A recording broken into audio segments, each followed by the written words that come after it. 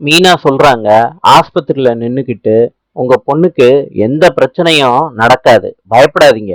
முத்துக்கிட்ட சொல்றாங்க, தம்பி ரொம்ப நன்றிப்பா. அந்த அம்மா சொல்றாங்க, இவரும் என் பையனும் என் பொண்ணு ஆசைப்பட்ட வாழ்க்கைய செஞ்சு வைக்காதனாலதான் இந்த ப்ராப்ளமே. கொஞ்சம் நீயாவது பேசுப்பா முத்து. அவ விரும்பினவனுக்கே கட்டி வைக்க சொல்லுப்பா.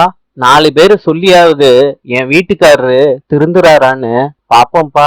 மீனா சொல்றாங்க, அதான் அவங்க சொல்றாங்கல்லங்க, முத்து சொல்லுங்க. அவ விருப்பப்பட்டவனையே கல்யாணம் பண்ணி வைக்க சொல்லுங்க. விருப்பப்பட்டவனை கல்யாணம் பண்ணி வச்சாதான் அவ வாழ்க்கை நல்லா இருக்கும்னு அவங்க அப்பாவுக்கு எடுத்து சொல்லுங்க முத்து. நீங்க சொன்னாதான் கரெக்டா இருக்கும் முத்து. முத்து மீனாவை முறைச்சு பாத்துக்கிட்டு இருக்காரு. நாளை சந்திப்போம்.